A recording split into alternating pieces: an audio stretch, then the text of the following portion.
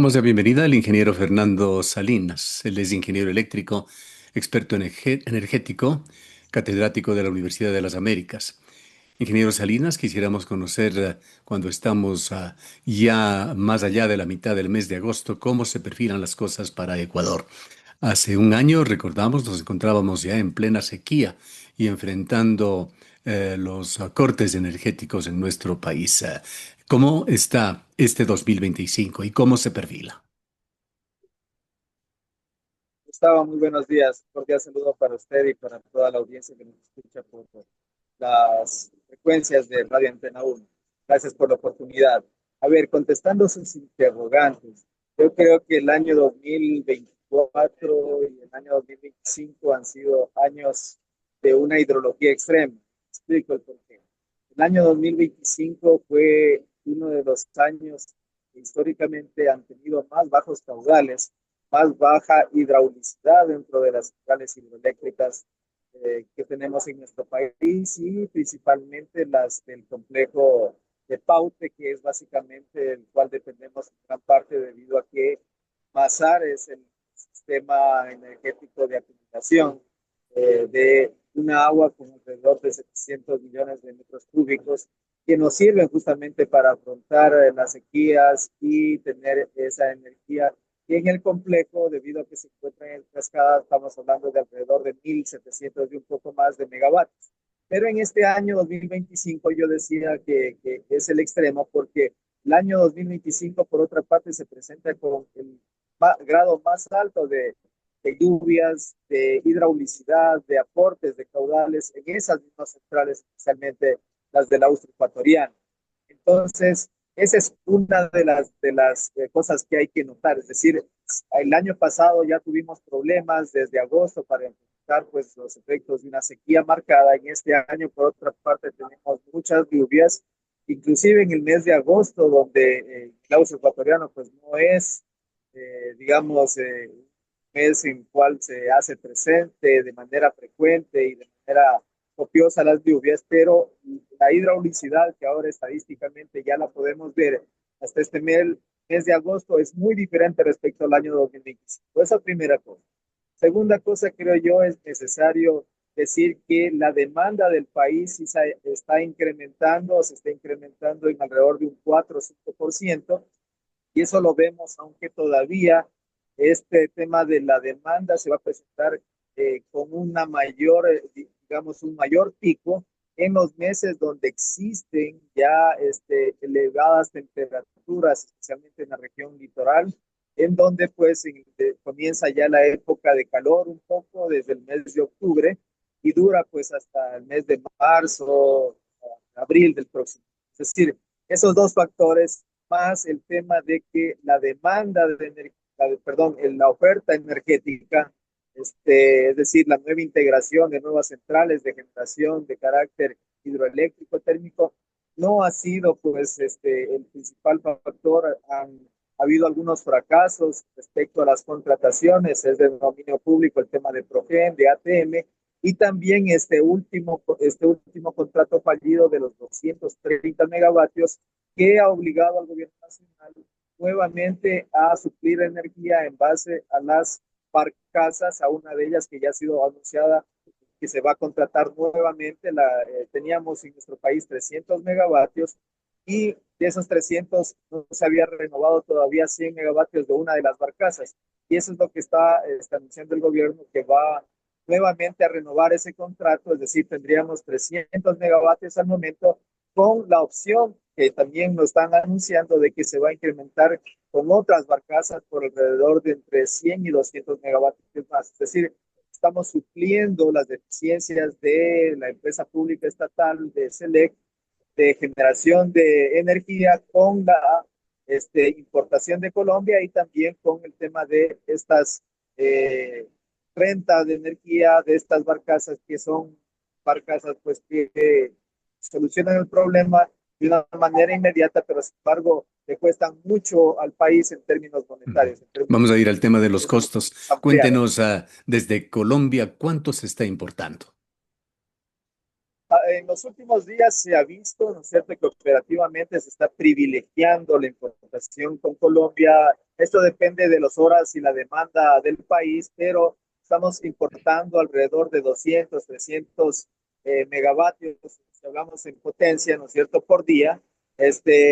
Y estamos hablando de alrededor del 10% de la demanda desde el hermano país que estamos importando. Es decir, es importante ese aporte y esto se justifica básicamente porque desde alrededor de unas 3 o 4 semanas atrás, el gobierno colombiano abrió la posibilidad de que se exporte hacia nuestro país energía de carácter hidroeléctrico, con lo cual los precios de esa energía bajan.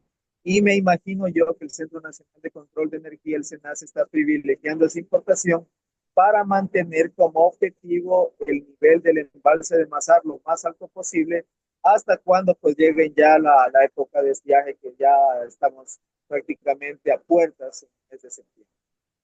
Ya. En cuanto a lo que se refiere oferta y demanda, ¿cómo se cuantifica esto? Entendemos que la demanda en Ecuador hacia mediados de este año bordeaba los 5.100 a 5.200 megavatios. ¿Es esto correcto? Es correcto. Esto estamos hablando de demanda punta en bornes de generación.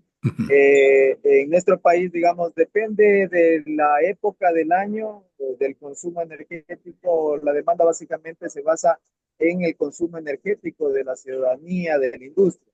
Pero el sector residencial influye mucho en estos temas y el sector residencial es el que consume mucha energía, especialmente en el uso final de los aires acondicionados. Cuando las temperaturas se elevan en la región litoral, donde existe la mayor cantidad de población y uso de estos aparatos, allí es cuando sube el consumo energético, sube la demanda a estos picos de alrededor de entre 5.100, que ya se dio en este año, como usted muy bien lo señala, en el mes de mayo, y se espera que para el trimestre entre octubre y diciembre vaya a alcanzar justamente esos niveles de alrededor de 5.000, 5.200, 5.300 megavatios. Eso es lo que está planificado, de hecho. Ahora sí, hablemos de los costos. ¿Cuánto le está costando a Ecuador mantener esta estabilidad y esta tranquilidad? Bueno, los costos realmente de la energía eléctrica en nuestro país se han elevado merced a que estamos importando una mayor cantidad de energía desde Colombia. En promedio se puede decir que hasta el año pasado estábamos pagando alrededor de 25 centavos por cada kilovatio hora. En este año seguramente ese promedio va a ser mucho menor, pero de todas maneras sigue siendo energía mucho más cara de las que tenemos como fuentes de energía en nuestro país. Ahora, hay que tener también en cuenta que por otra parte, la energía térmica rentada por parte de las barcazas es una energía también onerosa, primero porque al proveedor de esta energía se le paga básicamente porque tiene operativa la central y aparte se le provee de un combustible caro que nosotros no importamos, como es el diésel en unos casos y en otros casos el fuel oil. Y el fuel oil también en este momento me imagino que lo estamos importando porque hace mucho tiempo no tenemos operativa pues la refinería de Esmeraldas. De hecho, hace pocos días ya se la puso de nuevo en operación, pero no conocemos si es que se está importando y los volúmenes también que se están importando de este recurso para la generación de energía térmica en nuestro país. Es decir, es una energía onerosa que es mucho más cara que la que tenemos en nuestro país a través de las centrales térmicas convencionales que disponemos especialmente en la zona del litoral ecuatoriano. Si los costos son del orden de 25 kilovatios a hora, entendemos que la tarifa en Ecuador, aunque es variable, no promedia mucho más de unos 10 centavos el kilovatio hora.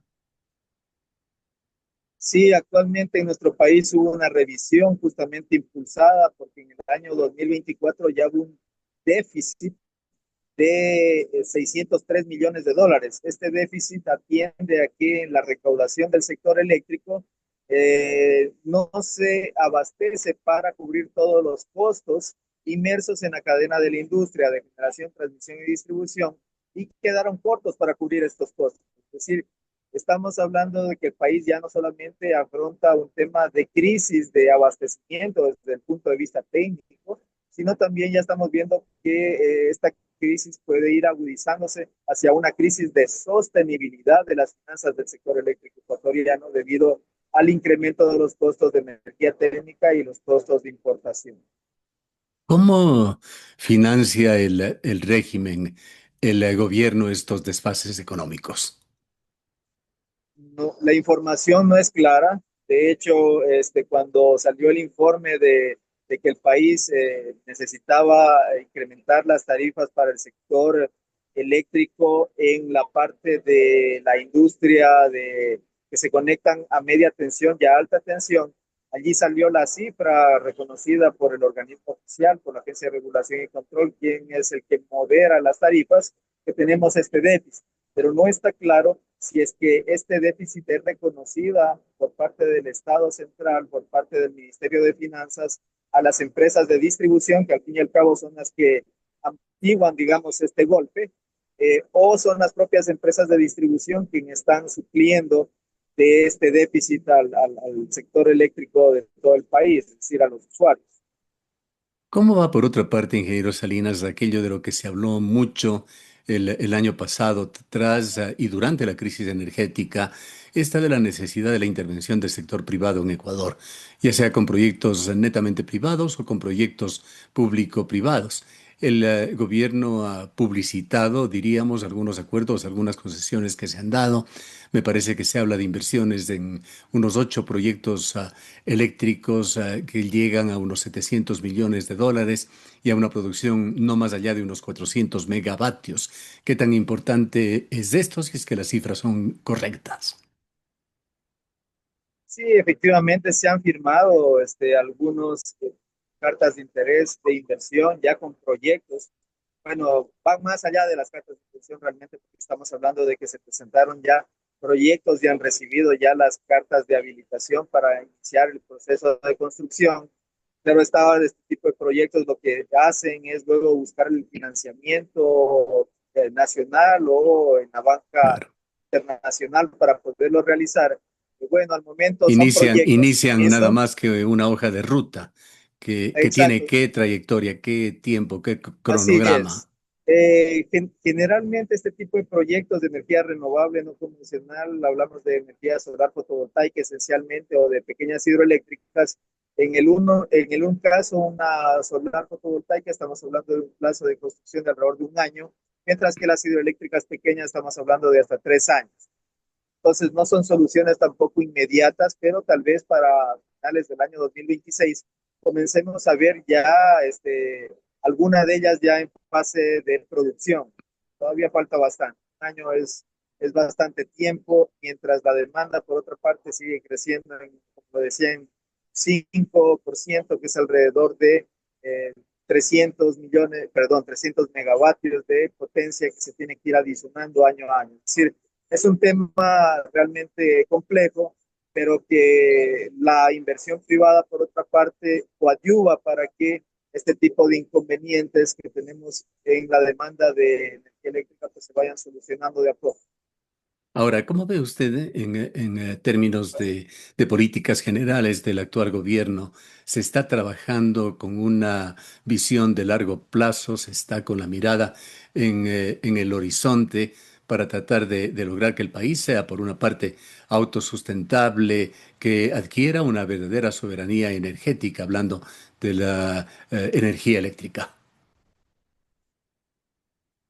A ver, yo creo que este gobierno es básicamente las políticas, digamos, energéticas de este gobierno es la continuidad de los dos gobiernos anteriores en una apertura hacia la inversión privada. Yo creo que inclusive en este gobierno hay una mayor apertura, un poco más, cabe el término agresiva respecto a esa participación que se necesita justamente para tener una infraestructura que es muy costosa y el país actualmente no está en condiciones, por ejemplo, de tener préstamos internacionales para a través de sus empresas públicas poderlas construir. Entonces, esta política yo creo que se va asentando en el país. Yo creo que es positiva en la medida de que de alguna manera le quita ese gran peso al propio Estado, pero por otra parte, también pienso que tiene que haber cierto tipo de cambios especialmente en los modelos de negocio en etapa regulatoria, de tal manera que esos costos de esas inversiones, pues, no lo sienta con tanta eh, criticidad, diría yo, ese es el término, el cliente, porque lo que está, digamos, pensado a futuro es que a lo mejor las tarifas puedan subir debido a los costos. Ya lo vivimos, por ejemplo, en las tarifas de los industriales en medio voltaje. Luego seguramente se pasará a revisar las tarifas también de los ciudadanos, de las viviendas. Bueno, este es un proceso natural para sincerar también los costos, pero justamente allí tiene que estar la mano del Estado para que no sean tan críticas esas subidas de tarifas y no sean tan críticas para la economía empobrecida de los ciudadanos más pobres. Quisiera también, ingeniero Salina, referirme a uno de los problemas o amenazas más grandes que tiene el sistema eléctrico de Ecuador, el proyecto Coca-Codo Sinclair, proyecto muy importante, emblemático por sus implicaciones técnicas, institucionales y geopolíticas, un proyecto que se encuentra en alto riesgo. ¿Qué tan grande y cercana es la amenaza? A ver, Coca-Cola Sinclair, vamos poniéndolo en cifras, es la central hidroeléctrica más grande del país, 1.500 megavatios de potencia y alrededor de 7.000 gigawatts hora por año, que constituyen el 25% de la generación total del país. Entonces hablar de que salga, por ejemplo, de operación Coca-Cola Sinclair en el país, es decir, saldría el 25% de la generación. Y esto es algo realmente muy crítico. Primer cosa. Segunda cosa, respecto al tema del fenómeno natural de la erosión regresiva del río Coca, se ha parado en alrededor de 3.5 kilómetros de la toma de aguas, lo que está en riesgo por este fenómeno justamente es que vaya pues a colapsar esas instalaciones civiles de carácter civil para la toma de aguas de esta central. Se está construyendo por parte de la SEDEC desde hace algún tiempo atrás un dique permeable que permita ralentizar el proceso de erosión regresiva, es decir, que no vaya a surgir este problema, no vaya a ir hasta la captación de agua. Sin embargo, de eso, yo creo que esta obra para mí es un poquito extemporánea porque fue construida o está siendo construida 7 kilómetros antes de la captación de agua y ya la erosión regresiva está a 3.5, es decir, está en medio del camino. A lo mejor ya no podría surtir el mismo efecto que era deseado al inicio de la construcción de esta obra. Se tienen, de hecho, que hacer otras obras complementarias, pero la idea justamente es que SEDEC tiene que construir todas estas obras civiles que permitan de alguna manera darle una sostenibilidad al negocio de la generación en esa central. Si es que se alcanza la erosión regresiva, la captación de agua, simplemente nos quedaríamos sin central hidroeléctrica o Sinclair. Así que es indispensable que hasta este año se culmine ya esta obra del dique permeable y se concluyan las otras obras complementarias que son necesarias justamente para garantizar el servicio de Coca-Cola Sinclair al sistema eléctrico ecuatoriano. Bien, para cerrar, quisiera preguntarle, ingeniero Salinas, la pregunta del billón. ¿Habrá apagones este año en Ecuador? ¿Tendremos los ecuatorianos la necesidad de recurrir a fuentes alternativas, a generadores? Mire, yo pienso que el año, como le decía al principio de la entrevista, el año 2025 tiene una hidraulicidad muy grande respecto al año 2024. Pienso que el Operador Nacional de Electricidad va a seguir importando energía de carácter hidroeléctrica desde Colombia hasta cuando se lo permitan. Yo creo que también en Colombia, actualmente estoy acá y veo que también está lloviendo mucho en los sectores de las centrales hidroeléctricas, es decir, va a ser un año atípico donde le apostaremos mucho a las centrales de carácter hidroeléctrico para abastecer la demanda. Fíjese que el año pasado, eso le decía que 2024-25 son contrastes, porque el año pasado le echábamos la culpa a la dependencia de la energía hidroeléctrica, mientras este año, por otra parte, vamos a salvar la demanda de energía, creo, gracias a la energía de carácter hidroeléctrico. no, desde mi punto de vista, respondiendo a su pregunta con estos antecedentes, pienso que es probable que existan racionamientos, pero racionamientos muy cortos, especialmente para atender la demanda punta del sistema, pero muy cortos. Y si es que la hidraulicidad se permanece tal como está, inclusive podríamos pasar con algunos problemas, especialmente en las reservas para servicios auxiliares, pero que no los notaría la ciudadanía. Sí, prácticamente vamos a pasar casi, como se puede decir coloquialmente, al ras de la demanda del sistema con oferta energética que estamos ahora, gracias a la hidraulicidad, más no porque exista mayor integración de proyectos de energía en la oferta de electricidad en nuestro país. Perfectamente. Le agradecemos muchísimo por habernos acompañado. Gracias, Gustavo, un gusto. Declaraciones del ingeniero Fernando Salinas, ingeniero eléctrico, experto energético, catedrático de la Universidad de las Américas.